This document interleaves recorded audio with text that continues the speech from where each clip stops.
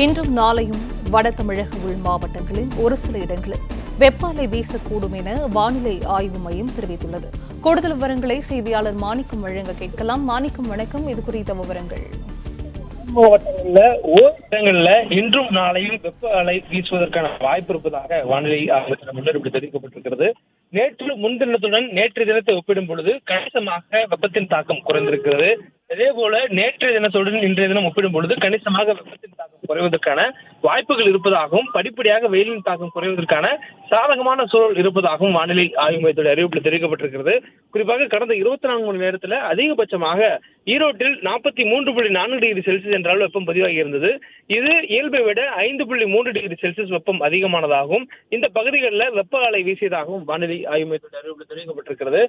நேற்று முன்தினம் நமக்கு தமிழகத்தில் 10க்கும் மேற்பட்ட இடங்கள்ல 42 டிகிரி செல்சியஸ் மேல வெப்பம் பதிவான சூழல்ல நேற்றைய தினம் வெறும் 5 இடங்களில் மட்டுமே 42 டிகிரி செல்சியஸ் அதிகமான வெப்பம் பதிவாகி இருக்கிறது. இன்றைய தினமும் இந்த வெப்பத்தினுடைய தாக்கம் வாய்ப்பு இருப்பதாகவும் வானிலை ஆய்வு தெரிவித்திருக்கிறாங்க. தொடர்ந்து இன்றும் நாளையும் மட்டும் தமிழகத்தில் வெப்ப அலை வீசுவதற்கான வாய்ப்பும், அதற்கு பிறகாக தமிழ்நாட்டில் வெப்பச்சலனம் காரணமாக கோடை மழை கனமழை பெய்யக்கூடிய வாய்ப்பும் இருப்பதா வானிலை ஆய்வு மையம் தெரிவித்திருக்கிறாங்க.